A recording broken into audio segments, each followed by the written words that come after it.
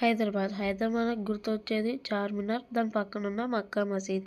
First మనం చార్మినార్ అయితే చూడబోతున్నాం. చూస్తున్నాం కదండి ఆర్కిటెక్చర్ అనేది ఎలా ఉందో. సో ఇప్పుడు మనం అయితే చార్మినార్ లోపలికి అయితే ఎంటర్ అవ్వబోతున్నాం. చార్మినార్కి బిలో 16 ఇయర్స్ పిల్లలకైతే ఫ్రీ అనమాట. పెద్దోళ్ళకైతే 25 రూపీస్ పర్ మెంబర్. సో ఇప్పుడు మనం అయితే చార్మినార్ పైకి అయితే వచ్చామన్నమాట. పైనుంచి చూడండి వ్యూ చాలా బాగుంది. మేమైతే చాలా ఎంజాయ్గా ఉన్నాము. చాలా ఎంజాయ్గా ఉన్నామండి, ఎంజాయే చేస్తున్నాము. చూడండి ఇప్పుడు ఇలా అక్కడ లోపల తీసుకెళ్ళి వ్యూ చూపిస్తున్నాను. ఇదిగోండి ఇక్కడ నుంచి చూస్తే చాలా బాగుంది. ఇక్కడ డిజైన్స్, ఆర్కిటెక్చర్ ఇవి అవి ఓహో చాలా అంటే చాలా బాగున్నాయి. ఒక్క విషయం మీరు గమనించారండి, ఇప్పుడు మనం ఇలాగా ఎలా తిరిగితే సేమ్ మళ్ళీ అదే డిజైన్ కనిపిస్తే కొత్తగా ఏం ఉండదు. చార్మినార్ లోపల సేమ్ లోపల ఎలా చుట్టూ తిరిగినా సేమ్ అన్నీ ఒక్కలాగే ఉంటాయి, వెరైటీగా ఏమీ ఉండవు.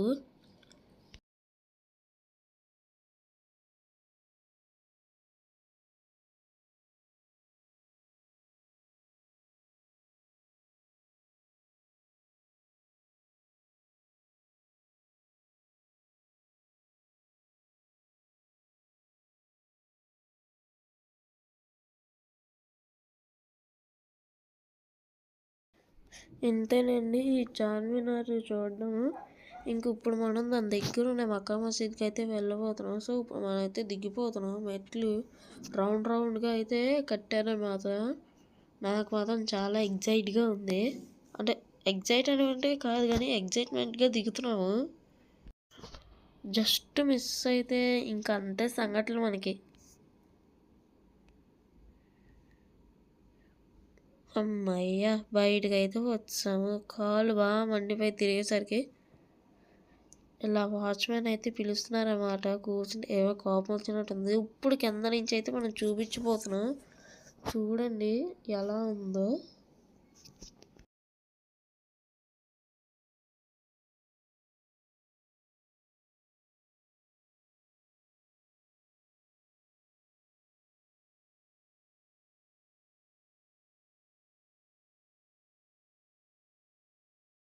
ఇప్పుడు మనం మక్కా మసీద్కి అయితే వెళ్ళబోతున్నాం. సో మక్కా మసీద్ లోపలికి వచ్చాక ఇక్కడ చూడండి వాటర్, స్విమ్మింగ్ పూల్ అనుకుంటా, కాలు కడుక్కోవడానికేమో నాకు తెలిసి. సో లోపలికి వచ్చాక లేడీస్ మాత్రం తలకైతే చున్నీ కప్పుకొని రావాలన్నమాట. చున్నీ కప్పుకుంటేనే ఆ మక్కా మసీద్కి లోపల అనేది అలౌడ్ అనేది ఉంటుంది. ఇగో మా అక్కనైతే అలా అలౌ చేయలేదు కాబట్టి చెప్తున్నాం. ఇంకోటి మక్కా మసీద్లో మెయిన్ ఆకర్షణ ఏంటంటే ఈ పీజియన్స్ అన్నమాట. ఎక్కువ పీజియన్స్ ఈ మక్కా మసీదులోనే ఉంటాయి. అసలు ఎందుకు ఈ మక్కా మసీద్ దగ్గర ఎందుకు పీజియన్స్ ఉంటాయో అనేది నాకైతే అసలు క్లారిటీ అయితే లేదు. సో మీకు తెలుసుంటే కామెంట్ సెక్షన్లో అయితే కామెంట్ చేయండి.